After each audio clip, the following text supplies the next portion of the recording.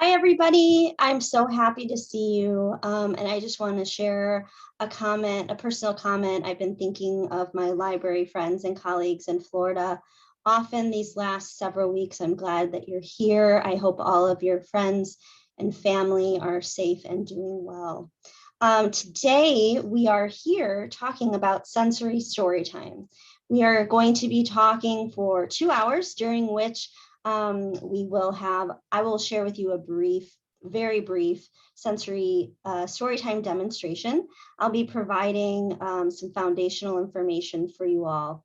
But to get started, I just want to share my name, Renee Grassi. My pronouns are she, her. I am presenting today from Minnesota, where it is a balmy, Vicki, I always check the weather when we present together. It is a balmy 28 degrees Fahrenheit. And so I am really happy to connect with you and share this learning opportunity with you all. So let's get started. Here's the agenda for today. And this is really kind of your first tip to working with neurodivergent youth. Every child is different. We're going to talk about that today. But we're going to also be giving you tips and strategies for what works well and what best practices there are in story time for kids that are different. Maybe they need some additional structure to the program. Maybe they need to know what's coming next because they have anxiety or PTSD. Maybe they need some visual supports because they communicate as a visual learner and a visual communicator rather than text. So you can see I have both here. We're going to talk about why all that is. But you can even see at the beginning of the presentation today, I'm providing structure. I'm telling you what is coming up. I'm providing both text and visuals. And this is what we're going to be talking about today. At the end, we will have questions. But if you have a question in your mind all of a sudden, please feel free to put it in the chat. Sometimes we forget those questions along the way. So you can ask the question in the chat and then we'll just refer to them at the end. So first, let's do a quick poll. All you really need to do is type yes or no in the chat. I'm just curious to know who we have here today in terms of what your experience is with kids who identify or who are neurodivergent. So have you ever met anyone who identifies as neurodiverse? Just put in a yes or a no in the chat. I already see a yes. Thanks, Alexa. Yes, no, yes, yes. And there's no right or wrong answer here. This just helps me get a sense of your personal familiarity with someone individually, with someone who identifies as neurodiverse. We'll talk about that word, what it means, and how to work with kids who are neurodiverse. Thank you. So have you ever worked with anyone who identifies as neurodiverse? I can share with you, I definitely have. I've worked with people who identify as neurodiverse. I've supervised staff members who identify as neurodiverse, and I've supervised volunteers who are neurodiverse. And I myself identify as neurodiverse. We'll talk a little bit about it because it's a huge umbrella what neurodiversity really includes. And I appreciate what you said, Christine, not that you're aware of, possibly. So we'll talk about disclosure. With kids, it may not come up because parents are working to understand their kids' developmental needs as they are young. But just thinking about that, you know, neurodiversity impacts people of all ages. So thank you for doing those in the chat. I like to start with this image because I think it is aspirational, and I think it is exactly what libraries are for. We are for everyone, regardless of language, ethnicity, race, gender, sexual orientation, immigration status, ability or disability. We are here for everyone. That's the role of certainly of public libraries, that regardless of your economic background, your education, we can all come to this place of community and have a connection point at the library.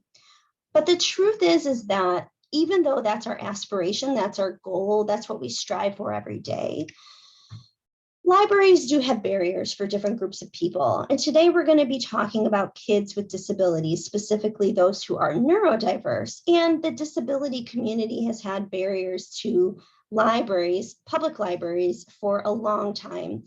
And there are a variety of barriers that exist to libraries. So as we think about our work as libraries, you have maybe an 8-hour day. How do you divvy up your time in that 8-hour day? Do you give every group in your community an equal amount of time as you think about supporting them and providing services? Or do you think about those with barriers to the library and put specific focus on those groups and readjust the time that you spend to provide more resources and services to them? That's what this image is really all about. On the left side, it defines visually this concept of equality, giving everybody the same resources as identified by these boxes here. But each person's lived experience is different. Each person's skills is different. And those represent our identities, but also even something like this fence can represent the systematic barriers of oppression and things like discrimination and racism in historically marginalized communities. From experiencing the outcome, which in this picture is like to enjoy and see and engage in the game. But we need to reallocate those resources. And some of that resource is time, right? So who are we serving? What are we doing in our day-to-day work? Who are we thinking about? And sensory story time can be a resource to families who may have never felt welcome at the library before. And so I love the right side of this image. This is really an equity approach to library services, or really just the concept of equity. So we need to consider the privileges that some people have in their lived experiences or other identities, and we need to reallocate resources. Sometimes we need to create something brand new, and that's what's represented here by this ramp, to consider people's individual unique needs, identities, skills, strengths, and ultimately to make sure that the outcome is the same, which is participation in community, which is what a public library is all about. So your plan, as you are here to accept it, is to create sensory storytime, or to learn about sensory storytime. You need to consider your library values. Hopefully your library values are equity, diversity, inclusion, and thinking about how all of our community members can participate in the library. And then you need to think about the money that your library has. And we're not just talking programming funds or collection funds. We're also thinking about time and who we invest in terms of creating services. And then that's where your plan aligns. So that's what sensory storytime is really all about. It's a mesh of your values and your time so that people who have barriers can come to the library. A little bit more of some disability background. Did you know people with disabilities are the largest minority group in the world? Disabilities affects regardless of language, ethnicity, race, socioeconomic status. Now, of course, people with higher access to socioeconomic resources have more access to therapies, education, and other services that can support a person's growth and learning. But disability experiences in every community across the country. It's also one of these identities that any one of us can enter into at any time. So some people may be born with disabilities, so that would be a developmental disability, and some people might have an acquired disability. Any one of us can enter into that disability identity at any time. Disability is also an intersection. That means it's not a monolith. So just because someone identifies as disabled doesn't mean that their experience is just like someone down the street who also identifies as disabled. And the same is true for kids. What works for one kid may not work for someone else. So we need to consider the multitude of identities that make up each and every one of us, as well as our community members. And remember that disability is so much more than just one identity.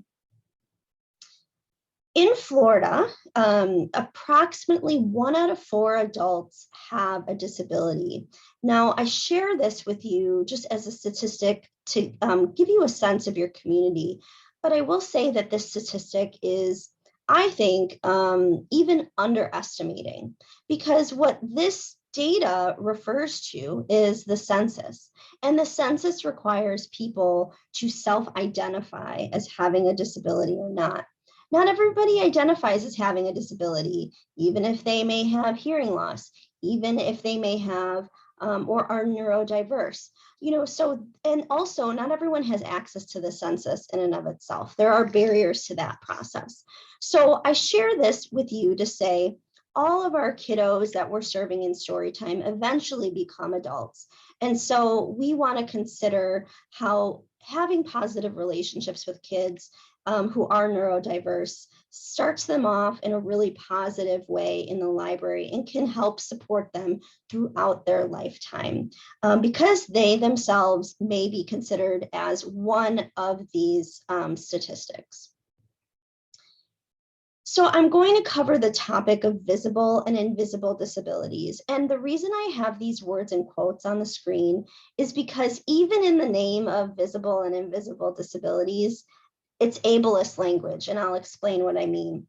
Visible disabilities are just like are disabilities that have an outward appearance or have a behavioral or physical characteristic that identifies that disability.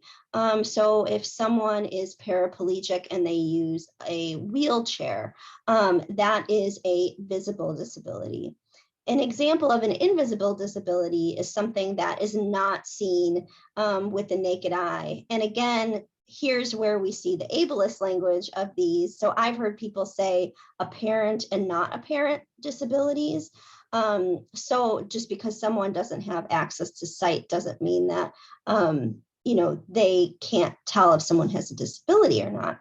An example of a disability that may be both or may have aspects of it being both would be considered hard of hearing or deafness. So we can't always tell if someone is deaf or hard of hearing. Maybe we can tell if someone is deaf if they are speaking sign language and they are using sign language in public. Not always. Maybe they are a hearing individual who knows ASL and is using that to communicate with a friend.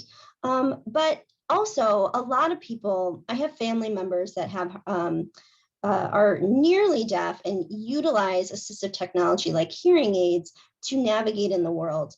And you can't always tell just by looking at a person what their lived experiences are with disability. So I share that as a caveat today because we're going to be talking about neurodiversity. And in many, many, many cases, that is a non-apparent or quote unquote invisible disability. So what about children? What's the prevalence or the frequency of disability in children? Well, if you think about a storytime room or storytime event, and you might have 20 kids in the classroom, globally, 1 out of every 20 children has a disability. And in the US, 1 out of 6 children may have a developmental disability. And again, I would say the same thing with these statistics. The caveat is that these statistics may not even be telling us the full story. But 1 out of 6 children in the US have a developmental disability, meaning that they were born with a disability from birth and it's going to last their entire life. That has pretty strong implications for Storytime. How are we adjusting our presentation and our methods to make sure that we are inclusive of all kids with all their differences and all of their strengths? And so sensory storytime and autism spectrum disorder have been kind of historically linked in libraries over the past 15 years or so. And so that's why I wanted to share a little bit of information about autism. Knowing that this training is only a 2-hour training, it is just the tip of the iceberg when it comes to learning about this. So I really encourage you to learn more outside of this webinar today. Autism spectrum disorder, and just so you know, this research is through the Autism Society of Minnesota, and every state has their own chapter of the Autism Society. So I would definitely check out Autism Society of Florida. With autism spectrum disorder, this is a complex neurodevelopmental disorder. Breaking that word down, we look at the word neuro. Neuro means brain, and developmental, as we already established, is lifelong. And it's also a spectrum disorder, which means there's a broad range of differences of people that are diagnosed with this disorder that present. That means if you know one person with autism, you know one person with autism. There could be a vast variety of interests, strengths, skills, challenges with autism. And I just want to clarify, autism is not a disease. You cannot catch it from another person. It's also not a mental illness. And it is related to the brain, but it is not related to any of the diagnostic information related to mental illness. This is a neurodevelopmental disorder. So, what is the current prevalence of autism in our community? And again, I would specify here there are barriers and statistics. 1 out of every 54 children is diagnosed with autism. And this is related to the statistics that came out last year through the Autism Community in Action. So I'm including research so that if you ever apply for a grant or you're ever trying to share information with others about autism and try to almost advocate and tell your story, this is the research that you can use to say, this program is valuable, this is worth my time. And so we think about a large program, maybe some of you might have magicians or musical performers. Sometimes those welcome lots of families. 1 out of every 54 children in that room may be diagnosed with autism. So again, implications for how we as library people have to adjust our methods to make sure everybody is included. And this is that quote again, if you've met one person with autism, you've met one person with autism. I mean, I think that's just a great approach to life. If you've met one person, you've met one person. We all have differences and a multitude of identities that make up who we are and how we identify ourselves. So I think it's just a really good lesson. Obviously, too, there are similarities, but it's important to acknowledge those differences because they may not be your lived experience. So now we're going to shift from this disabled disability language to talking about neurodiversity. And what I love about Judith's quote here, disability is difference, not deficiency, is that it really signifies, I think, an adjustment of mindset that we need to take as youth librarians doing story time. It's not about what a person can't do, it's about what a person can do, but maybe differently. It's about what a person can do, but maybe with extra support or some different support. And as we adjust our mindset to not thinking of disability as deficiency or without or less than, we are able to see each other as humans and really respect each other's dignity. So transitioning to neurodiversity is really that broad range of differences in the ways that our brains work. And it can also relate to behavioral traits and not just side effects, but mostly behavioral traits that some person or group of people out there have determined as quote unquote normal. But the truth is that diversity exists outside of humanity. It exists in so many other things. There is no standard for brain. There is no brain that is like the best brain, or there is no brain that, really is considered a model brain versus others. So we really need to think about the ways our brains work and how our brains impact thinking, attention, memory, communication, ultimately as difference and not as deficiency, as Judith said. I love neurodiverse narwhals, and you'll see several resources referring to them in my presentation and in my accompanying handouts. Neurodiverse narwhals is managed by a neurodivergent individual in libraries, but also they are so creative and artistic. And I really liked this infographic that they created because it shows just truly how diversity exists. And we know statistically that in work environments, diverse teams make for stronger teams. So, and in addition to that, we look at our nature, we look at plant diversity, we look at biodiversity. So even animals and everything in our ecosystem. Ecosystems are stronger and more sustainable if there is biodiversity within them. And so just the same as human diversity, we have neurodiversity, which means different brains work differently, and that's okay. It's not really agreed upon by a large group of people what neurodiversity covers. Because if someone identifies as neurodivergent, that's all that matters. They should be respected for how they identify and how they talk about their identity. But over time, the neurodiverse umbrella has gotten larger. And I really like this image because it talks specifically about the strengths and the positives about some of these, quote unquote disabilities that you may have thought with like a deficiency lens before. So just looking at the whole circle as a whole, we look at and we see mental health. We see learning and reading disorders like dyslexia. We see autism. We see dyscalculia and dyspraxia. Autism is here. Sorry, I didn't use my mouse properly there. And we also think about ADHD and Tourette's syndrome. So like there is a broad range of individuals and disorders and disabilities that could be considered neurodiverse because it's about the brain, how the brain works, processes information, and processes sensory input. But if you look here, you can see some individual values or traits related to these individual neurodiverse identities.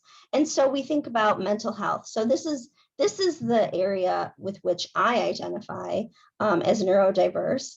And I am someone who identifies as someone with depression, anxiety, and I support myself daily with medication.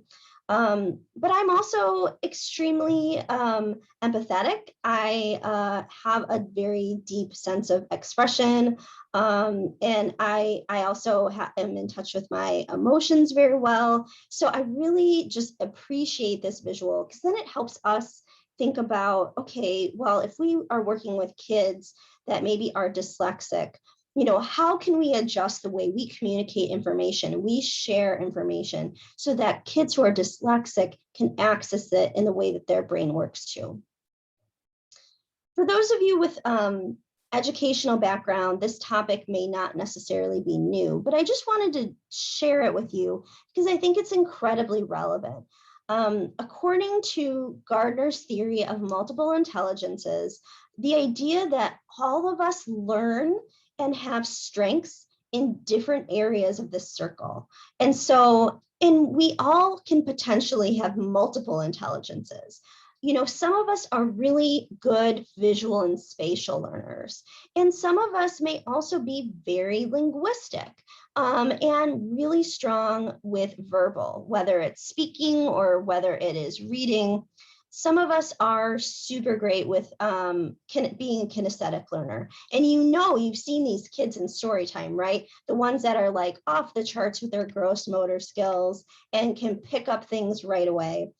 Also there are the kids that might be more musical and, putting concepts to songs and really engaging through music. That might be another intelligence of an individual. I will be the first one to tell you that I have very little nature smarts. I am not a naturalistic learner, mostly because I'm allergic to almost every single thing that's out there in the world that grows, but it's not intuitive for me. And some of my, sensory preferences don't really jive with nature. But there's so many others that, like, once you're outside or once you're in nature, you're more engaged and you can really relate the information and the environment to your sense of learning. So I wanted to share this because I think it's just another aspect of how our brains work differently. And we can recognize this in kiddos and we can support all the differences in our story times. So accessibility, what is it? It's about ensuring a barrier-free, or as much as possible, barrier-free access to library services. And so we're going to talk about a program like Sensory Storytime that provides an accessible library experience. So I really want to encourage, leaning in, asking questions. I'm going to share with you my experiences about Sensory Storytime. But first, I want to talk about this, this concept called sensory friendly. And you may have heard this phrase before. And the truth is it means different things to different people. But over my time in libraries, I've kind of compiled a list of characteristics that I have viewed other partner organizations, disability organizations, when they use sensory friendly as a term to promote a service. This is what they mean. And also, ultimately, I'm going to really focus on the bottom bullet, the last bullet. Sensory friendly is about creating an environment where people can be who they are and their abilities and strengths and differences are supported and welcomed. And I would even say celebrated. But obviously, we need to think about addressing the environment to provide options. Sensory friendly is exactly that. Sensory friendly provides options for people to engage or opt out of different activities. It provides options for communication. It provides options for transitions. It makes the environment more predictable and potentially more engaging for people to be successful within that environment. I wouldn't say sensory friendly is about making the room all white and stark and not having any engagement. That's definitely not what you'll see in my pictures from Sensory Storytimes over the years. But it is about focusing our attention on the structure and the setup so that kids with differences might be able to engage differently than they would a typical story time. And so we're going to talk about sensory processing first, but one question I'd like you to think about, and then we'll have you type in the chat, what is a typical story time? What is a normal story time? And it's okay for you to, share anything in this discussion. But before we get talking about that, I want to talk about sensory processing. Each and every one of us has a process where our brain takes in information through our senses. And heads up, there's more than 5. I'll talk about it in the next slide. And we take in that sensory input and that sensory information through our senses, and we can process that information to more successfully and effectively navigate through our environment. And so what are those senses? Well, obviously the first 5, we know: sight, sound, taste, touch, and smell. But our brain manages other senses as well. And the first one I'll chat about is the vestibular system. This is actually another reason why I think I identify as neurodivergent, or I've come to realize I accept the identity of neurodivergent. Your brain manages your sense of balance, also in conjunction with your inner ear. And people with difficulties or challenges with their vestibular system may have difficulty walking. They may be dizzy. They may have really extreme motion sickness. That's me. Like, I have to drive everywhere. I can't be in a car with other people. Any mode of transportation is really difficult. And I'm almost 40. So like, that is challenging as an adult, because oftentimes motion sickness is one of those, like, quote unquote kid things. So your vestibular system manages your balance. And, people who struggle with vestibular system may also be quote unquote clumsy. They may run into things or walk into things. It's this idea of like feeling grounded in your space, and that can be difficult. And so another sense or system that we have for sensory processing is our proprioceptive system. And this is about managing our body position in space. And so I often think about proprioceptive, that word, and the word pressure. So sometimes when individuals are working through their processing their proprioceptive system, you might see them needing pressure, or squeezing their hands, or standing on their tiptoes to gather more information, or being wrapped up in a hug, or a really, really tight blanket. That will give them more information about their body position and where they are within space.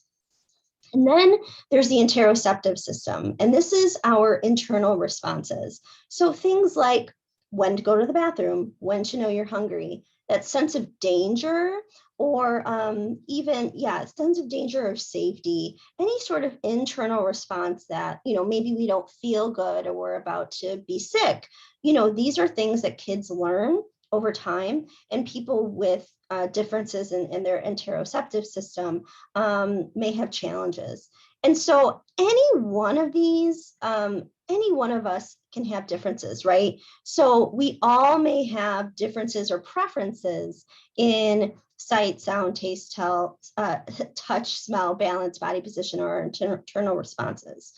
Differences are great. Where sensory processing disorder comes in is where the brain literally takes in information through one sense and processes it in a way that may cause that individual pain or extreme discomfort. Basically, the lines are crossed. And so, for some people, if they see really bright light, they may just put on sunglasses. But for some people, if they're in a space with really, really bright light, that may provide them with some physical responses that are negative and may also result in some behaviors that show they're in distress. So we all have differences in sensory processing, but it's sensory processing disorder where a lot of neurodivergent individuals really experience that challenge or that discomfort. And there are different ways you can be sensitive to sensory processing information. There's hypersensitivity and hyposensitivity. So if someone is sensory seeking, they are hyposensitive, which means they're not getting enough sensory input and they're trying to get more and more, and to activate them or to understand their place in the environment. If they're sensory avoidant, that is hypersensitive.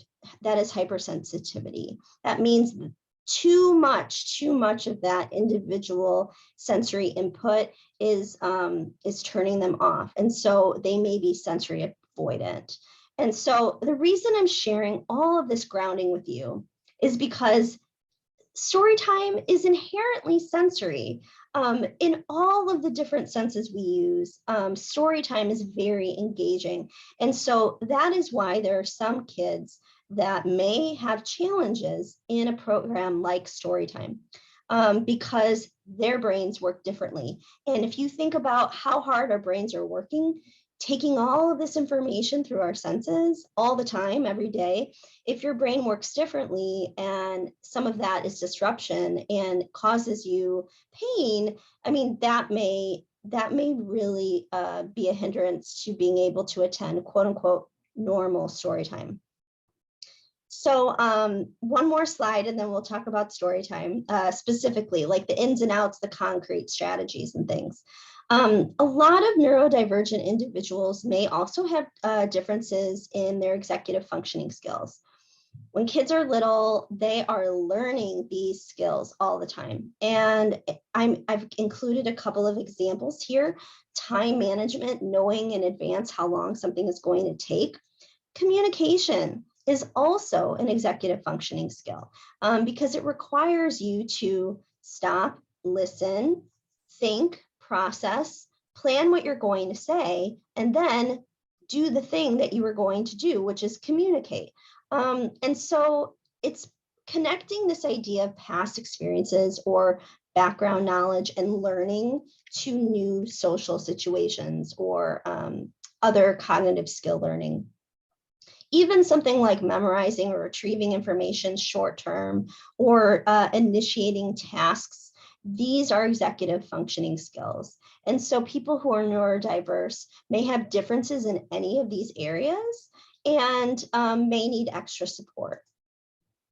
Okay, so you've had some time to think about what is a quote unquote normal story time. I don't like that word, but I'm using it today to provide some connection points for you to share with you that sensory story time can be considered quote unquote just story time, but the word sensory in front of it may identify it as something different to individuals who may feel that quote unquote story time is not for them. So like in your experience, what are some traits or examples of ways you think of story time as quote unquote normal or like typical story time? I'll give you one example to start off with.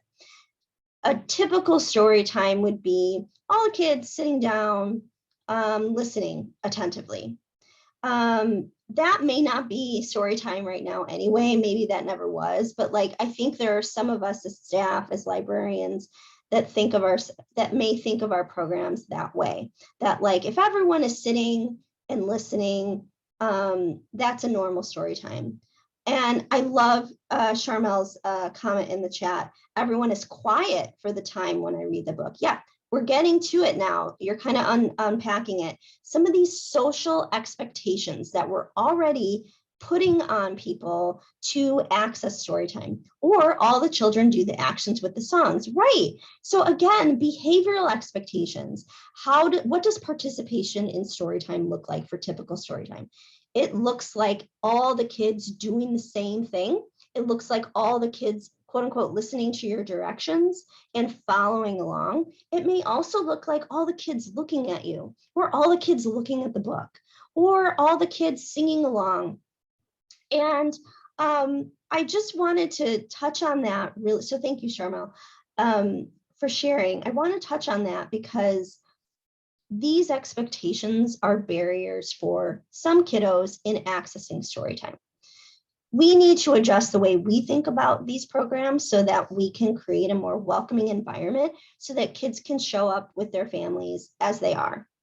So a little bit of how's it started, how's it going? Christine added one more that I'll read out loud.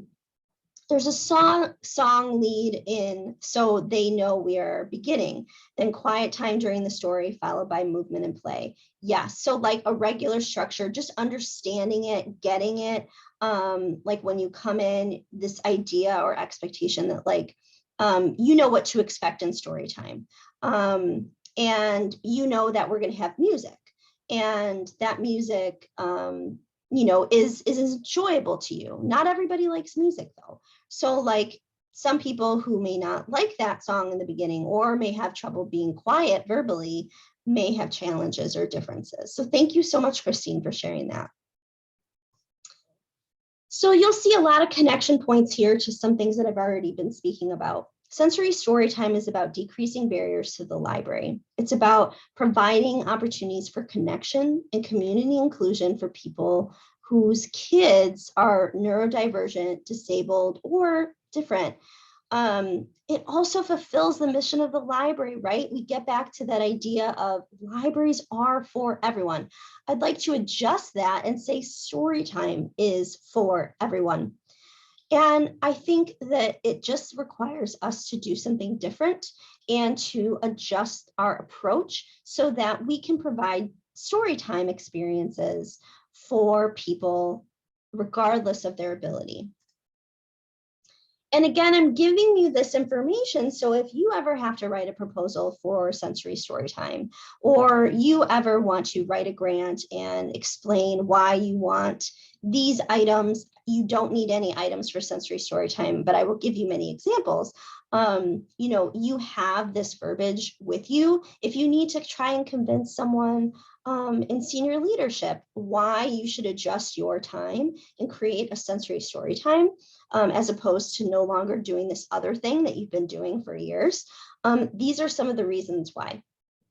So what are we trying to do here? We've talked about these larger goals, but what are we trying to accomplish? We want to engage the senses through all of these different things. This first bullet sounds pretty much just like quote unquote typical story time, doesn't it? And it is. It is. We also want to support life skill development, such as practicing independence, flexibility, transitioning, waiting. This gets to some of that executive functioning skills that we talked about. Storytime can help kids with learning their skills. It does. It helps them learn and practice directions, following directions, accomplishing a task. Storytime can help with executive functioning skill development too. And I broaden that even more by saying life skills, because, it can be as easy or quote unquote easy as learning how to wait your turn. Kids have to develop those skills. And for some kids that may be neurodivergent, they may struggle with that and need extra support. Of course, Storytime is going to support literacy. It's going to support enjoyment of books. It's also going to connect people. So parents and caregivers connect at Sensory Storytime with other parents and caregivers that get it, that get their experience, being individual experience of having a neurodiverse kiddo or a kiddo with disabilities. Some of the nuts and bolts of Sensory Storytime. I'm going to give you the version of what Sensory Storytime is at my current library, but acknowledge that I've learned a lot and I am still learning. I'm going to learn until I'm done on this earth. It's just part of being human. I've always been learning how to approach this concept of sensory storytime differently and gather more information about how I can do better or adjust to the kiddos in my room. Charmel, I love the idea of freeze dance. Even that is learning to wait, right? Some of that internal response, that interoceptive information of like having to wait to do something, that's hard. And you can practice that with something like a freeze dance. I think that's great. So at Dakota County Library, which is where I'm at now, I've trained a couple of staff to do sensory storytime. Originally, when I started in libraries doing this program back in 2009, I called it sensory storytime. But over time, as I connected with parents, I learned from them telling me the word storytime is a barrier, because it relates to everything we've already talked about with regards to typical story time, those social behavior expectations. And a lot of parents with kids with disabilities may have this preconceived notion of what libraries are. I mean, they're preconceived, but a lot of them probably are right based on the experiences they had as kids or what they've seen now in libraries.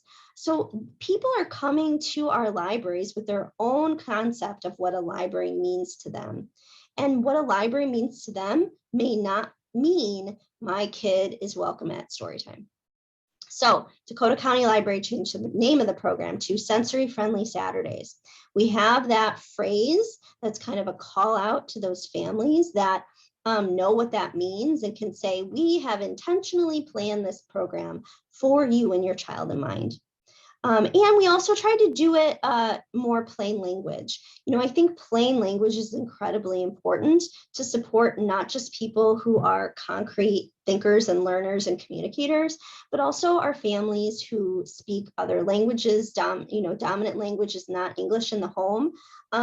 always thinking about plain language to really talk about, okay, what is this program about?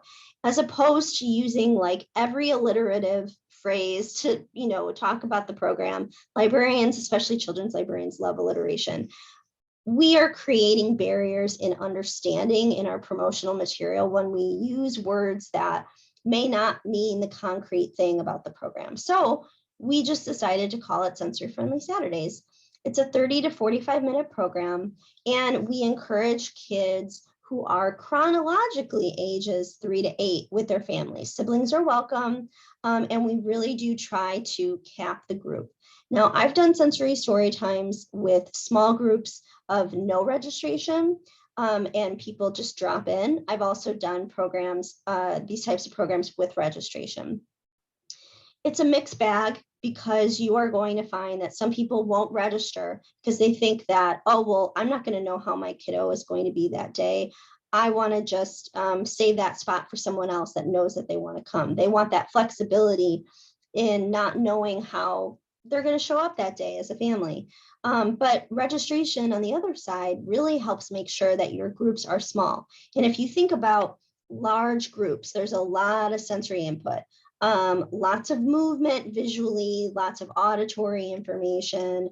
If one kid, and I've seen this often, if one kid is having a hard time and they are having, communication or behavioral indicators that they're stressed, that might stress another person out or another kid out. So small groups are always best if you can do it. And this program is not about the numbers. Please use that to any senior leadership that you have. This program is about the impact. Sometimes numbers don't always tell the story of what the library can do. And so if you have a small group and you have a manager saying, well, we could get more numbers from like a magician coming in on the weekend. But are you living out your values of equity and diversity inclusion? Are you able to help break down the barriers to the library for people that may have never used it before? All of these things are things to consider. What does sensory storytime actually look like in terms of the tasks for what I do as the presenter? So, and this is a little bit of what you'll see in the demo, but first thing I do is I review the schedule. I have a visual schedule up on the board. This is from a very long time ago, this picture. That's why it's not very high res. This was my very first library, Deerfield Public Library in Illinois. And like I said, 2009 is when I started Sensory Storytime. At the time, there were really only, a few people nationally that were doing this work. And I have to thank them, Barbara Clipper and Trisha Twergowski and Carrie Banks, the pioneers who have really been advocating for kids with disabilities for much longer than there were articles about this or trainings about this. And so I learned a lot from them. I really wanted to make sure that I acknowledge each individual child with their name. And so we did a very simple hello around the circle to every single child. This gave them an opportunity to practice verbally communicating or speaking, if they spoke. Now, if they did not speak, maybe they had an augmentative communication device where they could have their device speak their name for them, or they were just working on their social skills in practicing saying their name in front of a group of people. So maybe in the beginning they were more shy, maybe over the series they eventually felt more comfortable. But it's this idea of like acknowledging the child in their own humanity. Oftentimes, kids are, we know as children's librarians that we need to communicate to the child first individually, as opposed to connecting with the parents and having the parents or caregivers speak for them. Even just saying hello to each individual child is important. And that child may not be recognized or validated that day for all the things that it is that they're doing at school or in therapies or what have you. This is one of those small moments that are really important. I'll show you a song with American Sign Language that I do in sensory story times. And then like any story time, there's kind of a rhythm, there's a flow. So there's a book, there's a song, to provide movement. I always sang myself. I sometimes use musical support with like a CD or an iPod. Every child's different, and we're going to talk about ways you can support those with sensory differences if they don't like music. I always had some sort of flannel board activity, and these flannel board activities were not just me putting the pieces on the board. I passed out pieces to the kiddos. So there was some waiting, there was waiting to hear their name, and then there was some movement required for putting it up on the board. Now, not all of my kiddos were able to get up and walk to the board. So I had a mini flannel board that I walked over to one of the children and had them put it onto the flannel board. And then I brought the mini flannel board up to the large board, and then I transferred it over. So that's an accommodation you could make for someone who may not have the gross motor or the walking skills to be able to do that. But the walking and movement can help some individuals be more regulated. I always did bubbles. There were very, very few children in my over 10 years now doing this that have not liked bubbles, but if they don't like it, they can opt out of it. And so this is essentially the outline of the program. Not intimidating, right? It's books, songs, activities, basically what we do in story time. But the structure and the supports and the intention and the way that we communicate are different. And that's what makes it an adjustment of mindset. I did a presentation with a colleague of mine in Illinois back in 2016, and it was called Activate, and it was about making your story time sensory. And there is a lot of overlap in that presentation with this one, or I should say, the concept is overlapping, but there's some really great information that my friend Sue shares in that presentation. So I encourage you to go to it. But that presentation is not specifically about sensory story time. It's about making all story times more sensory and inclusive, if that makes sense. So I just wanted to share that resource with you.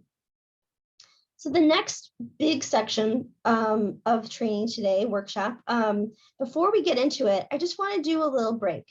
We're about an hour in, and now with Zoom fatigue and just all of our different learning styles, it's really important to think about how you are engaging in the learning experience. It can also help you put yourself in the position of kiddos or anybody who might be having a hard time sitting for a long time or engaging for a long time. So I encourage you to just take 30 seconds to do a couple of things. You can cross the midline, which for those of us that are familiar with this concept, we have this midline down our body. And what can happen when we cross the midline, it can help support our brain to be more calm and to be more regulated. And so crossing the midline might look like this.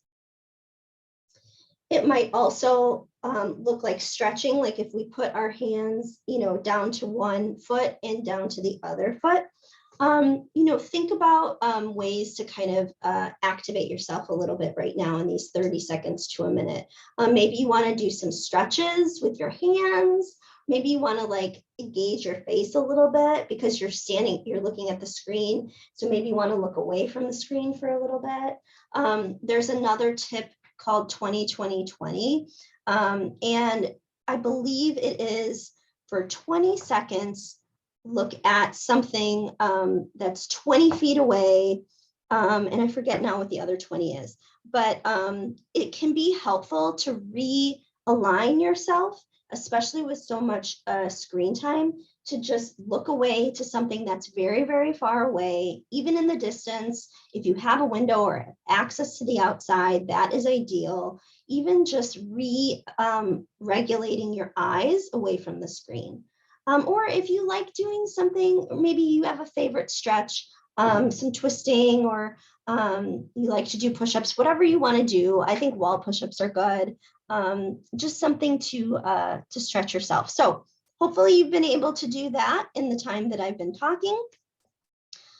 So we're going to get back into this, and we're going to really attack the next hour, at least I am anyway, with learning about sensory story time and how the program itself supports inclusion for those who are neurodiverse. Before we get into it, though, I'll just share, I have so many different fidgets myself that help activate me. And I'm one of those people that is hyposensitive when it comes to tactile information. So my fidgets are often like spiky or hard, or require a lot of pressure. Whereas like someone who may not prefer something like this, they may find this very like sensory offensive, but this helps activate me. So I like having these in my presentations, just to kind of like wake me up a little bit and activate me. All right, so how do we create a welcoming physical environment? This young gal, her name is Renee. She was one of my first ever Sensory Storytime kiddos. And the story that I shared with you about bringing a flannel board, a mini flannel board, over to a kid that may not have the gross motor, or even some of the core strength to walk and to stand on their own. That's an example of what I did to help support Renee in Storytime. And this is, you can see even Renee sitting on a back jack chair. She has difficulty sitting on her own. And her parents even helping her lift her arms. So I'm sharing that as an example of, and we'll talk about assistive seating more, but there are a lot of different ways you can provide options in your physical environment. Provide options for movement, not just the flannel board, not just a song or an activity, but big movement and small movement. You know, something like the freeze dance is really, really great for big movement, and then practicing our emotional regulation skills to wait and be patient. But not all of our movement has to be big. Jim Gill has a really great song where it literally is him singing up a chromatic scale, like half steps, singing all the way up. His voice is going like this, and then his voice is going down like this. And I've used that song literally for just arm raisings and lowering, arm raising and lowering, or something even smaller than that can be, you know, our hands can be making our fists big and making them small. So offering opportunities for movement, different types of movement. Always providing more time than you are initially thinking for transitions. So if you are transitioning between the start of story time and the program itself, yeah, I think it's called All My Highs and Lows. I might have to follow up on that. But I can send that to Vicki, and then she can send it out in an email. I do love Jim Gill, and he's from Illinois. He has a background in working with people with disabilities. I had an opportunity to do a training with him, and he talked exactly about how he uses his music to support kids and young adults with disabilities. And that was a tip that I got from him. I should have cited that specifically. But I believe it's something like My Highs and Lows, and it's just him singing up a chromatic scale and singing down a chromatic scale. I'll confirm for you, Elizabeth, sorry. Other things you want to do in your physical environment, making sure that you have pathways that are clear. I don't know why I didn't have this in the bullet, but have as much possible space to navigate within the storytime room as possible. So maybe a clear path around the side of the room or down the middle. You know, sometimes people just put out seat mats or like carpet squares all over. Even using carpet squares as a path itself, a visual marker for where people need to go. They can follow along or step on those or jump throughout those. You could use carpet squares, or you could use something that's more tactile. Making sure your lighting is adjustable. Now, this is definitely something that may require administration support if your lighting is not currently adjustable.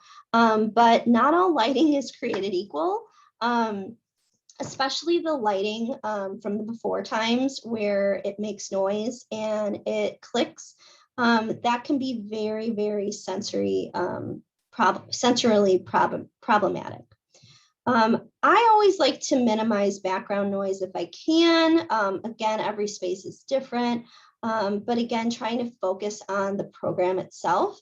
You know, the noise we have in the program is going to be me presenting, and then any sort of verbal communication that the individual kids and parents themselves do. But if you have the ability to limit background noise, definitely do it. For example, this program would not work out in the open space with the collection in the play area. It's just not going to work. You're really going to need a separate room. Visual supports support visual thinkers and visual communicators. Not all individuals who are neurodiverse are speaking. Some are nonverbal, and they utilize pictures to communicate. And that is essentially what picture exchange communication system is. And these images come from a software program called Boardmaker. A lot of our local special education departments use Boardmaker to create visual supports in the classroom.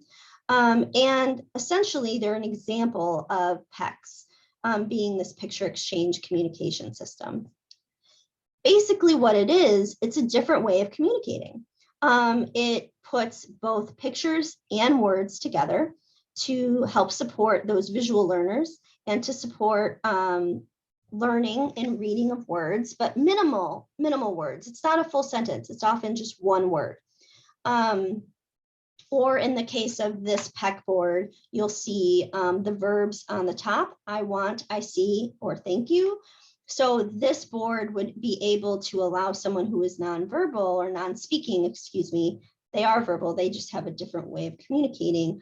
They could touch the I want button and then touch the book. So by doing that, it allows them to communicate independently their own needs with you. And I have an example of a communication board to show you later, and that is one of the handouts that you have supporting this program or this workshop today. And so if you're more interested in learning about Boardmaker, I've included a link here, but I also want to share you some other examples of ways you can use this concept of PECS in different ways. So for example, there's the ChoiceWork app, and this is a free app that allows you to create visual schedules using an iPad or an iPhone. And so you could create, or some individual could create a ChoiceWork app schedule and share it out, or just show it to individuals. Or if you had iPads to support a program, maybe giving the iPad to the child and the parent during the program for them to use as they're following along the large group schedule.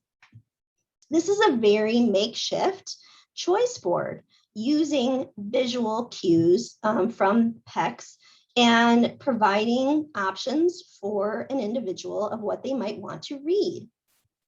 This is a blank choice board.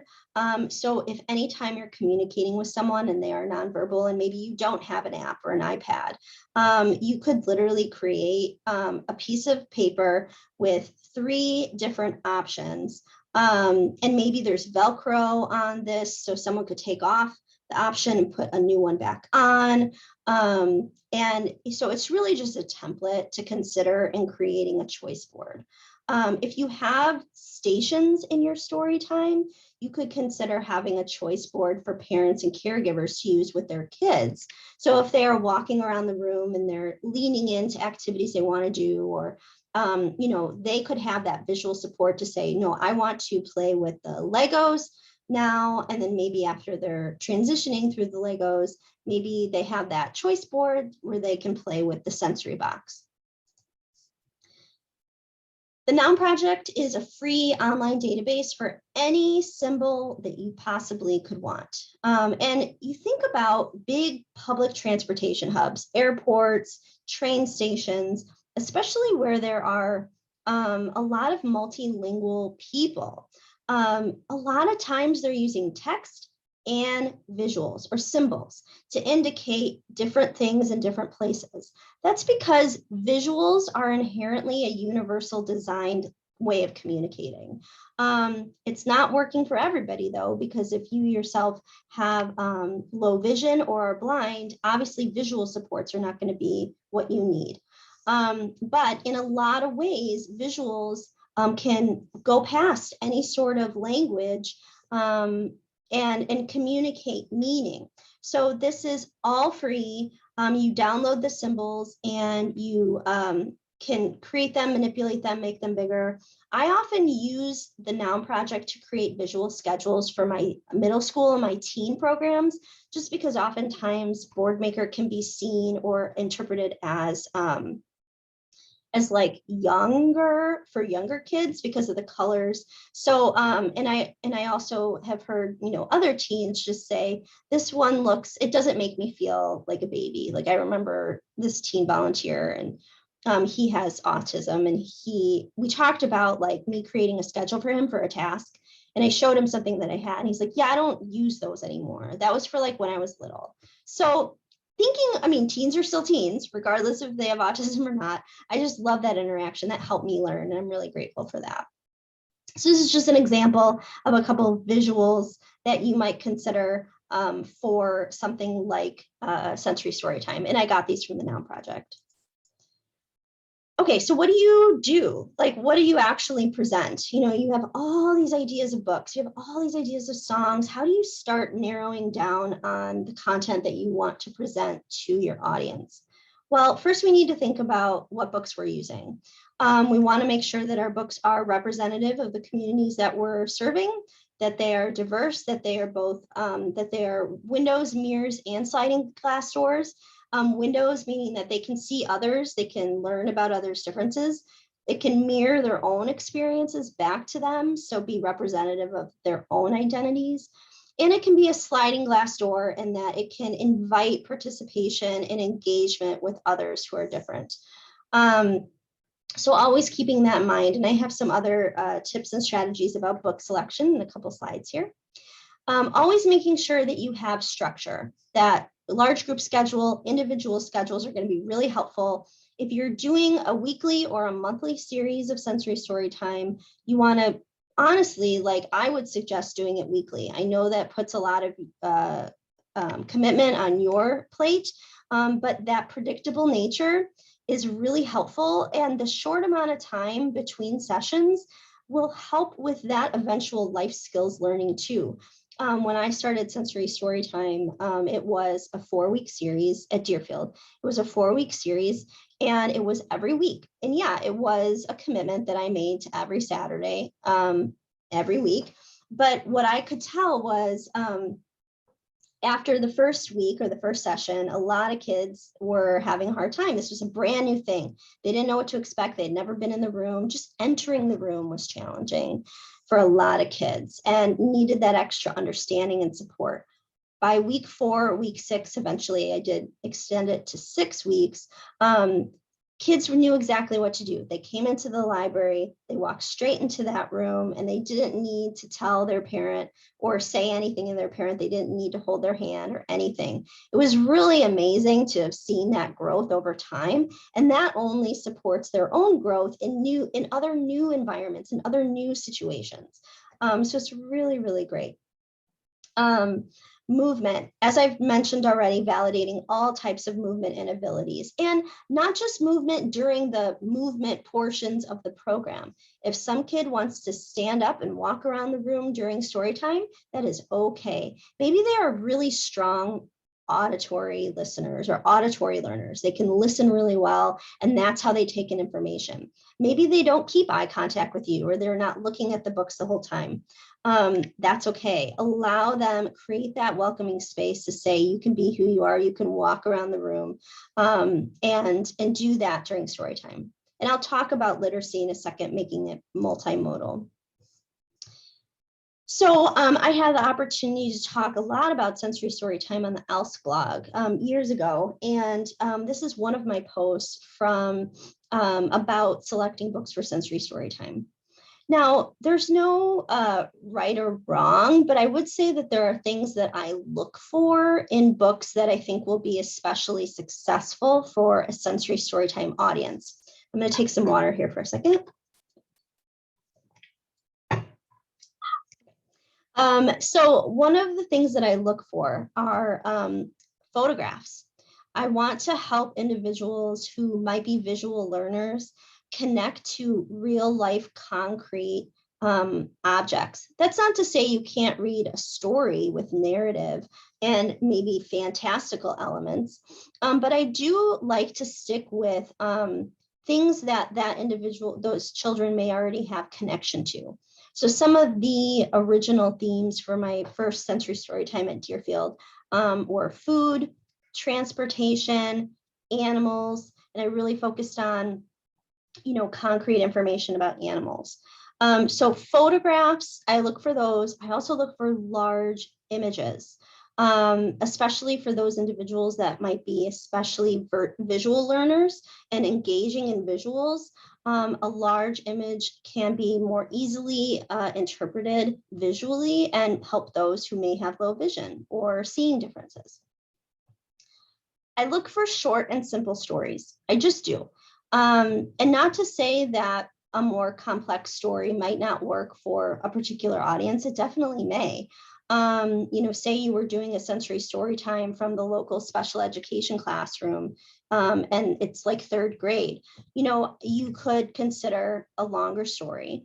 I have done the programs for ages 3 to 8, so that's a pretty wide developmental range.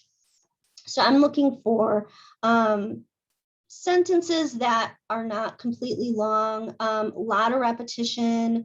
I'm looking for short so that as I can keep the momentum and the movement going in the program. Also, I can't tell you how many times I've read a story in sensory story time and just stopped. This book isn't working. Let's move on to our next activity. And I'll go back to the board and I'll say, we just read our book. Next, we're going to do bubbles or something. So it doesn't matter how short it is. It could still be too short. And that's okay. You learn what's going to work in story time by doing. And that's true with any story time. I also look for uncluttered illustrations. I'm not always looking for high contrast, and I have a slide about that too, but I'm really looking for those illustrations where the image is intelligible right when you see the page. Especially for a story time, I'm not looking for stories that have pages of multiple smaller images that show action over a series of time, because that's going to be really hard to communicate to a large group. I'm also looking for uncluttered illustration, again, to support the visual learners and if anyone is low vision. But the high contrast does provide that visual engagement. So I encourage you to check out that post. I talk more and I have a lot of other recommendations. Before we transition away from books before we talk about high contrast books, I also want to talk about using multiple formats. I've done a lot of different things with books and sharing books in sensory storytime. This topic of like story time as the librarian at the front of the room and all the children sitting crisscross applesauce with their hands in their lap, listening to the story. We've already talked about that. It's just unrealistic, frankly, for any story time. But it's also not going to support attendance and participation by those that may have differences. And so I'm trying to provide access and engagement to stories and through stories in a variety of different ways. So providing multiple copies. And yes, it is okay to copy a book as long as you are not selling it or giving it away. I would make copies of books, again, shorter the better. Of course, the one that I picked was like super, super high color usage. And so the printer wasn't very nice to me afterwards. But anyway, touch and feel books, I walk that around so that the kids could actually touch and engage with the story. Flannel stories, where kids are bringing up pieces of the story to keep the story moving along. Sometimes I don't show the actual picture book when I'm doing a flannel story because I want them to focus on the actual action of getting up and bringing their piece to the board. But sometimes I will, because again, some people like the options for engagement. They can look at you reading the story, or they can look at the large board with all of the different dots from Dog's Colorful Day. I've used big books before, and big books are always like unwieldy for me because I'm small, but I've made it work. If you have a big book stand, even better, highly recommended. And then sensory boxes. So the concept of a sensory box is that it takes ideas, characters, settings, elements of the story and makes it concrete for the people that are experiencing the sensory box. So for example, you could create individual mini sensory boxes to go along with the story that you're reading out loud. And as the story goes on, there might be individual items that the kids might gravitate towards because that's what you're reading about and that's what you're talking about. This individual sensory box has fake straw, Legos in the shape of bricks, small planks of wood, and I think over here I see a little pink stuffed something. So you can see that this is a sensory story. This is a sensory story box of the Three Little Pigs. It makes concepts more concrete. It gives that sensory input and helps connect information for the individuals as they're listening to a story and understanding that and taking in all that sensory information. So it's also a great movement activity. Again, not all movement has to be big. So here's the information I have about high contrast picture books. And so there are a couple of links here. One that was written by a fantastic librarian, and she runs the Adaptive Umbrella, and she specifically writes about serving kids in libraries with disabilities. And so I have lots of recommendations for high contrast picture books. You know, they're very hard to find. They're not often cataloged as high contrast, or there's no search term for that. But I have found that when I use them, they're pretty successful because the images are large. Generally speaking, the pages are uncluttered, and they provide a lot of saturation of color, which really brings kids into the picture. You can also consider using digital books. Having a projector and showing the book online is a great way, or large for the group. It's a great way to promote some of your online resources, but it also allows you to utilize some of the built-in accessibility features that allow you to change the size of the words, of the font, and could even highlight the words as you're reading. I've talked a lot about structure already, so I just want to show you some examples of some schedules. I love this image in the middle. This is a school teacher, but I think it's very relevant to libraries if you're doing virtual programming.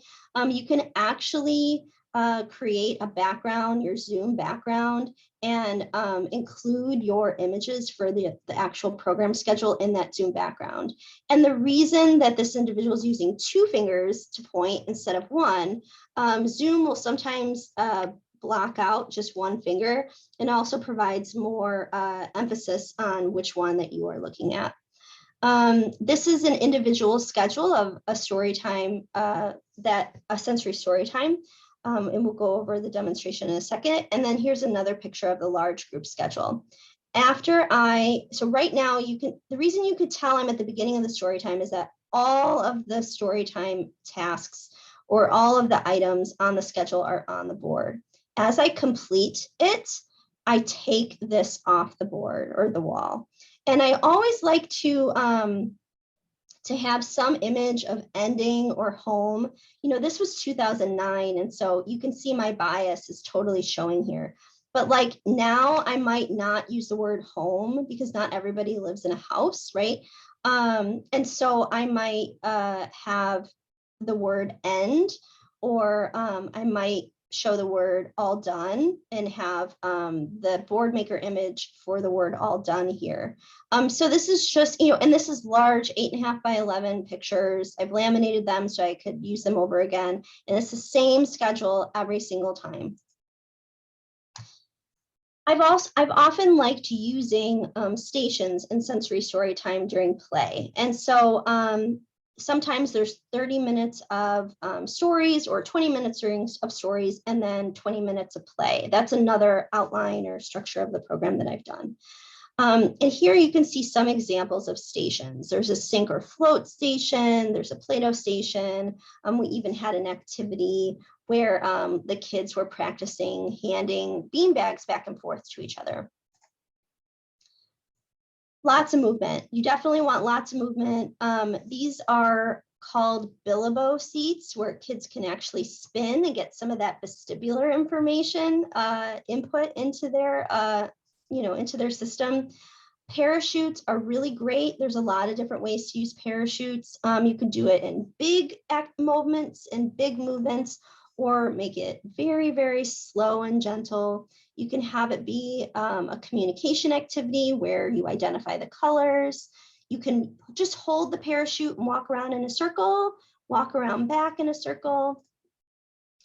You could also consider creating a sensory path in your story time or even into your children's area to provide kids with movement activities. Thinking about the way that you communicate literacy to your kiddos, it's important to consider a variety of methods or modes of literacy. So for example, sometimes we share through text, through words. We're reading out loud, we're showing the text. Sometimes we show visuals. So we might have large books, we might have picture books that with very large images, or we might use flannel pieces. I really encourage you to check out Storytime in the Stacks blog for this great post about supporting multimodal literacy in class, or I saw the word class in a previous post, and so I was thinking of that word. It really helps you consider all the ways that we support literacy in different methods. And again, that will help build your toolbox in sensory storytime. Here are some of my examples of multimodal literacy. So you're looking at eating the alphabet at a sensory story time at one of my previous libraries, Glencoe. And you can see that we're reading the book aloud. There's the pictures, there's the text. Individuals have their own books to look at, but we're also doing an activity that takes the concepts from the book and makes them real and more concrete. And so we had pictures of every single letter and every single fruit or vegetable, and the kids had to match, and we went in order, of course, and we followed through the story. We read the story once and then we did this activity. So another option here is Llama Llama Red Pajama. And so here is this idea of actually putting Llama Llama to bed. Every kid has a nighttime routine. Again, what I like about this is that it's based in their real lived experiences. It's concrete. They have connections to it already. And so they're able to, after they read the story, create their own llama and put it to bed. Here's another example of a sensory box. And this is if you give a mouse a cookie, and you can see there are a lot of different objects related to different parts of the story. So I might not use like a real cookie, but you could certainly think about ways to bring to life your stories in sensory storytime. I had an opportunity to do a sensory storytime training for people in Spain, and it was the most amazing experience. And they were all speaking Spanish, and I'm not very fluent. And so one of the topics that I talked about was sensory boxes. And I had an opportunity to read The Very Hungry Caterpillar in Spanish, but also show this picture so that they could understand the topic of using real items to communicate the topics of the story. Now, this one, you want to be very careful when you're thinking about food. There are so many allergies and, very challenging allergies in the disability community. So I may not personally use these items, but what I might do is I might use fake food, and then think about a small cup with a cotton ball in there, and pour a couple of drops of orange extract. And then I might pass that around the room for smelling, for those that want that smell and that olfactory input. Smell is one of our most unutilized senses, or underutilized senses, I think, in story time. And there's a lot of different ways you can incorporate it. We've talked a lot about visuals, and here's an example. Actually, this one is from our American Sign Language celebration. Matt, who is deaf and speaks ASL, is doing a story time in ASL, and we projected the story behind him, and that will allow everybody to be able to see it much more easily. But just an example of ways you can project. He scanned the books, but you could also do digital books, as we've discussed. What are some other visual supports that you can provide and create to support visiting the library and coming to Sensory Storytime? Well, you can provide social narratives. Social narratives are stories written in the first person for the person that's reading them. And they're talking about an experience or a task or something it is they've never done before, or they need extra support doing that thing. So going to the library is a brand new experience for a lot of people, and it might be overwhelming. And people might not know what they see or what they'll hear or what they'll do or what they could do, what they could choose to do. Social stories allow for you to tell that story and show in pictures your space of your library. I've done a going to the library social story at a variety of libraries I've worked at, and you can see our Dakota County Library going to the library for Galaxy Library social story online. It's a PDF, you can download it and then click through each individual page. We had an event called Sensory Friendly Early Open, and I'm sharing this with you just as another example of supports that you could create. You could have a handout with an outline of what it is that you're doing that day in Sensory Storytime. You could have a map of your library, say your children's department is in the way back of the library, and people are coming that may have never been to your library before. You could potentially give them a map that would help them navigate. I also had, when I did Sensory Storytime at Deerfield, I had a drop-in day. This was the week of Sensory Storytime, the first Sensory Storytime session. And it was an opportunity for kids to come to the library outside of the structure of the program. Maybe they've never been to the library, but to just come to the library, see the space. If they were comfortable, go into the room for the first time and leave. And spend as much or as little time as they wanted. And that was a tip that the special ed teachers that I worked with to design the program gave me as a way to help support confidence for that coming to that first day. Here's an example of that communication visual menu. This was something we created in collaboration with the Autism Society in Minnesota. This can be used at the desk. You know, you think about offering a program like Sensory Storytime. Yes, we want the program to be inclusive and welcoming, but that means more people with kids with disabilities are going to come into the library. Does everybody at every service desk do they know what to do? Do they have the information that they need to create that inclusive environment? Or do they know how to support different communication styles? This is something that you could have for those kids that are shy, for those non-speaking individuals, or to support visual learners. We also have one for calming strategies. This is particularly helpful if you are working with an individual and they are getting stressed. When our fight or flight mode or stress happens, our brain no longer is able to take in communication through listening. Like it definitely not shuts down, but it gets focused on certain senses, and visuals are really, really good to help someone who is in an escalated state.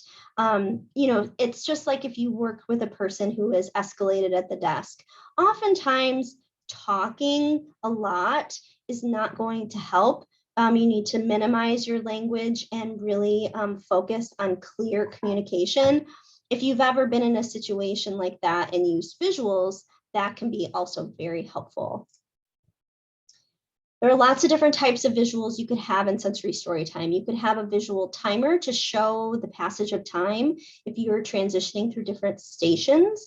You could have individual smaller timers for parents if they themselves want to set the expectation of how much time they're going to spend in each station. You could have a basket of fidgets. And I think it's really great that fidgets now are becoming more and more normalized. I think a lot of that happened with the fidget spinner. But people have been using fidgets for a long time to feel calm. And so you could have a variety of fidgets. Now, some of these are quite small. I would not use for sensory storytime audience. Also this. But, you know, there are so many poppers. There are so many other types of fidgets. We've actually created our own branded fidget at the library. And this is one of those slow release stress balls. Oh no, I'm gonna stop sharing my screen. I accidentally pushed a button and my Google Slides totally closed on me. Well, I'll also just show you as I'm pulling this up. I have another popper. But this is the one that we created for the library. And I've already showed you my spiky fidget that not everybody might like, but I certainly do. So thank you for your patience as we navigate this minimal disruption. I'm going to go ahead and find our slides. You can see as we are coming up on time here, we're nearly done, but I'm just going to be going through these last slides with you to show you so many options of things that you can have in your storytime programs. Thank you for your patience with that. I think this is something that all children's librarians should have for all craft days and all programs all the time. Having adapted crayons for kids with different fine motor skills can be very, very helpful. And these are just a couple of examples to support different sensory preferences and also different skill levels. Oh, and here's another one. You can see here, this is a three-sided triangular crayon that provides more support. Sensory exploration is often, I mean, it's the widest category of things that you can do in a sensory story time. And this really, the creativity that you can bring here knows no bounds. Also, you can see this is some of my bias since this is from 2009. Nowadays, I would not have a rice table because there are some groups and populations that really revere rice as an important food in their culture. And this may seem, using it as a sensory item, while enjoyable, it may also seem disrespectful and wasteful. So I'm sharing this to share with you my own cultural learning along the years. We had an opportunity to work with assistive toy lending library, and we had some water play in this area. And this was the Glencoe Sensory Storytime. If you have outdoor spaces, which you do, Florida, you could consider outdoor sensory explorations too. Now, I was the type of child that would literally hate this. I did not like sand as a kid. I know that's why I don't live in Florida. But I would also not like all of these different senses on my feet. For some kids, they would really engage and really enjoy this. There are other ways you can encourage sensory exploration in your story times. You know, even creating small sensory cards as you're talking about different words and concepts. I really liked these two because I think it specifically relates to the environment that you all have in Florida. And this is, I believe this is shaving cream and food coloring. So there's so much that you can do with this. You could also make it smell by using different essential oils or flavor extracts. So it can have a scent and engage people that way. I've already talked about sensory boxes. So it's just another library's example of sensory boxes of tools that they can make available in the library. I've explained this example already, a way to kind of elevate it to an activity, instead of just having the cup, you could have the visuals of the actual scent that is in the cotton ball. And they could smell all the different smells and try and match the picture to the smell. Scented markers are great. It really engages some kids in a lot of beautiful ways. And then also, if you're in an area where it's a little more challenging to limit the smell, I'll give you an example. Sensory Storytime at Dakota County Library, our very first one was in a library that shared a room, our program room, with other county departments. The day before our first Sensory Storytime, they had a chili cook-off. So I got in there that morning and I saw, or didn't see, but I smelled all of the chili from the day before. And this was definitely not the ideal situation. And so I was really glad that I had some of these one-time use nose plugs available. And there was a kid that wanted to use them and used it in the program. These are examples of noise canceling headphones that you could consider, or even just having single-use earplugs. For this age group, I would not recommend the earplugs, but it could be useful for kids that are slightly older. Sometimes kids bring their own, but having some extras and having some cleaning wipes so that they can be shared from program to program might be helpful too. That sense of pressure can be very, very calming. And another thing that's becoming more normalized these days is weighted blankets.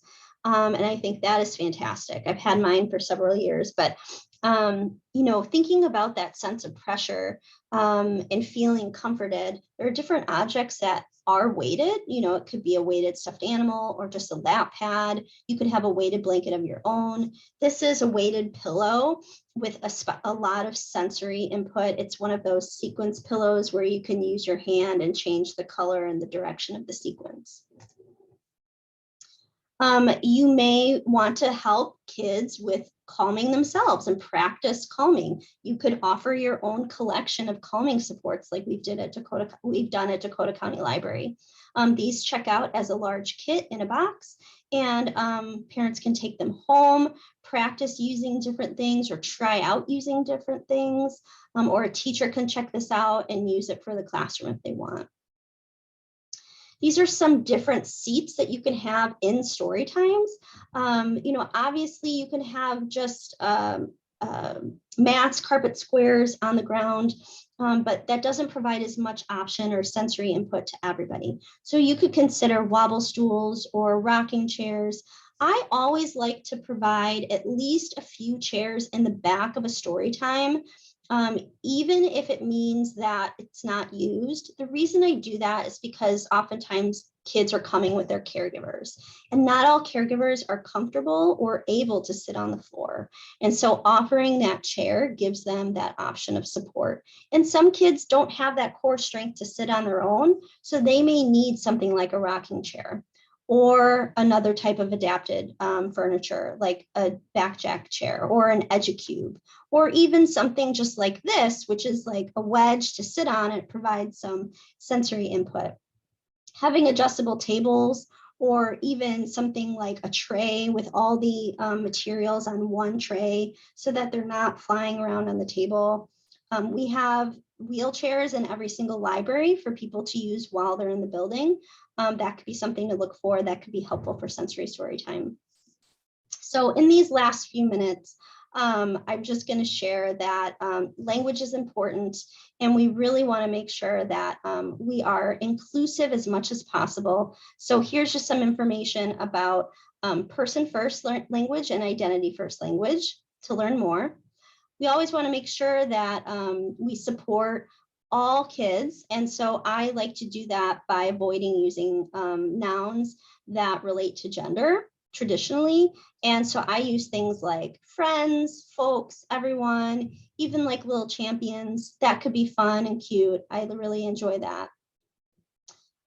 Using positive language. So instead of saying don't run or don't yell, tell them what you do want to do. And that might be walk slowly or talk slower or speak calmly. Sometimes I've used first then. That helps provide structure and predictability in my communication.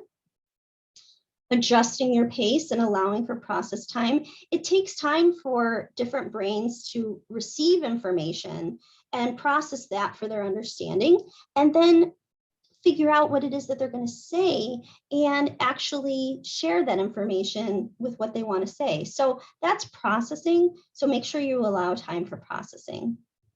And always, this gets back to the comment about human dignity. Speak directly to the child, match their eye level. You may need the support of the caregiver to help adjust your communication style, but that child may not have been spoken to directly all day. Maybe it's just their parent. So really validating that individual child. You know, sometimes what you try may not work the first time. Maybe writing something down if the child is older and can read, or maybe typing it on the screen, or maybe using your augmentative communication and finding a picture to point to. Trying different methods for communication is always helpful, or learning American Sign Language if some child uses that to communicate. Always provide choice. I think this gets back to this concept of dignity, but even children should and deserve choice. So if their parents are not providing them choices, maybe their parents are making all the decisions, you know, how can you provide choice and agency for them in the story time or out in the library? Okay, so this is going to be my sensory storytime demonstration for you all. And so imagine we are in a room and there is a large group schedule up on the board. And you'll see that this is the one that says welcome. And then underneath it in a vertical fashion are these images. So welcome to story time, everybody. First, we're going to review our schedule. And then I would use my finger and actually point to each individual picture on the board. First, we're going to say hello. Next, we're going to sing a song. Then we're going to read a story. After, we're going to do a breathing activity. Next, we're going to do parachute time. And last, we're going to say goodbye. So you could hear all those transition words in my reading of the schedule, and that really helps provide that structure for understanding. And I'm also providing space in between each time I'm speaking to make sure that my voice and my words are understood.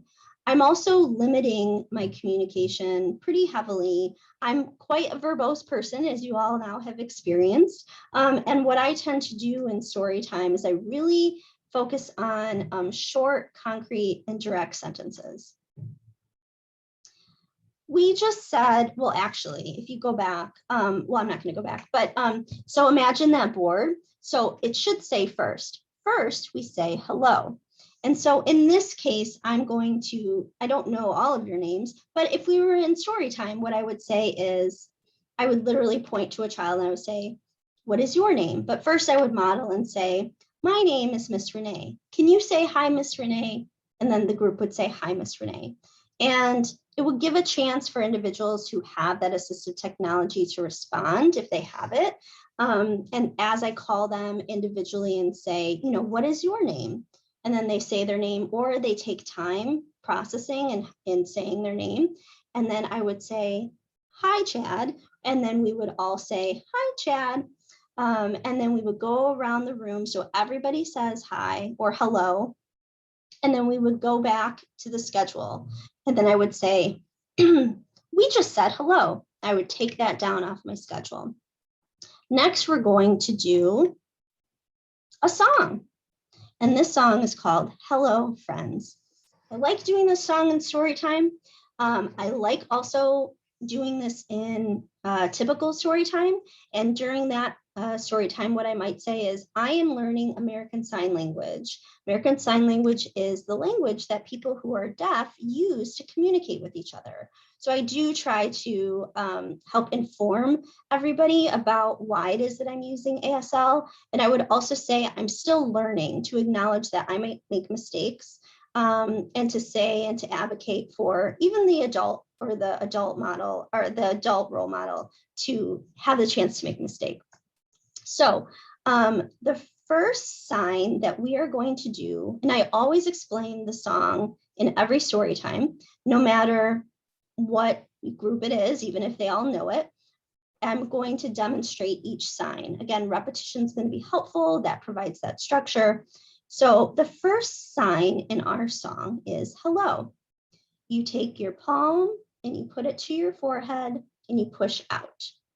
Can you do that with me? Push out. Good job. The next sign in our song is friends. Take your two pointed fingers and cross them like this.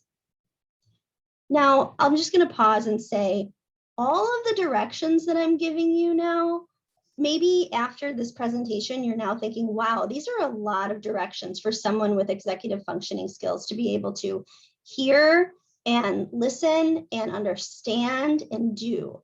And I do want to acknowledge, yes, that's absolutely right. This is breaking story time down. It's a lot of individual executive functioning skill practice. And this is exactly that. It's practice and it's exposure to fine motor skill development and a lot of other positive support of language. So I did the hello song. Next, we're going to read a book. And so again, I'm taking off each individual picture from the large group schedule. Each individual has their own schedule, and I've done the individual schedules where they're Velcroed to a long piece of paper, and there's Velcro on the back so that they can tear it off and feel the pressure of that tear off, and that can be satisfying, and put it on the back of their schedule to show that, oh, now I only have 9 left. Or it can be a piece of paper and all they have to do is fold the one that they accomplished. So I'm going to give finally some suggestions for sensory storytime delivery at the end. But I do want to show you this breathing activity. I do this in all story times, not just sensory story time. So next we're going to do a breathing activity. First, we're going to put out our finger like this. Can you put out your finger like this? Good job. Next, we're going to use our nose and smell the finger. Pretend it's a flower. Smell the flower. Wow, that flower smells good. Now, I'm saying that to you. I probably wouldn't use such flowery language in story time. But then I would say, next, we're going to think of this as a candle. So this is a candle. We're going to blow out the flame. Can you do that with me? And then what I would do is we're going to do our breathing activity. So start by smelling the flower. Blow out the candle. Smell the flower and blow out the candle. We just did our breathing activity. Good job. And then I would go back to our board and I'd probably do a book or another activity. And then I would play with the parachute. And then we would say goodbye. And we have a version of the goodbye song in ASL. And so I would do that as well. So that really is, I mean, this is a 2-hour workshop. It's not going to be everything that you could possibly learn about sensory storytime. I've been doing sensory storytime now for over 10 years, and I'm still learning as I learn more about kids, as I learn more about other supports that are out there, as I learn more about myself and some of the biases that I bring to the program and to thinking about kids and their wonderful interests and their wonderful skills. And it just, again, reminds me that I need to adjust my approach to thinking about the kids as opposed to the kids having to adjust to me. So I have lots of resources for you. The Adaptive Umbrella blog has actually presented a virtual sensory story time before, along with take-and-make kits that kids pick up at the library and then use the items in the kits when they're watching their virtual sensory story time. It's amazing. This is Neurodivergent Narwhals. I highly recommend you check it out. Lots of great information there, and one of your handouts is from them. I also encourage you to check out the ALSC blog and search Sensory Storytime. Librarians are still writing about Sensory Storytime now on the blog, and you can also access any of my previous posts from my website or to search for them on the blog. I also encourage you to check out library programming for autistic kids and children and teens. Now, this is specifically about autism and not as broad as neurodiversity. So for example, some kids, they themselves might be dyslexic, and so we want to consider how we can adjust the program for them. This book doesn't focus on that, but I really encourage you to check it out. It was relatively recently updated by a good friend of mine, Amelia Anderson. She's a faculty member, and she's putting such wonderful things out into the library world of research. And then lastly, I will share with you this free online database of all things accessibility in libraries: articles, videos, lots of checklists, reading material. You can search by whatever it is keyword that you want. It's free. It was a grant-funded program through IMLS, and it's still available through the University of Syracuse. It's called Project Enable, and I highly recommend you check it out. And so with that, we have about 10 minutes, a little less than that. I just want to say thank you for coming today. Your being here, willing to learn, is one step towards celebrating neurodiversity at your library. So I do encourage you to share what you've learned with your library colleagues, and I'm happy to stay for any additional questions. Thank you all so much for being here.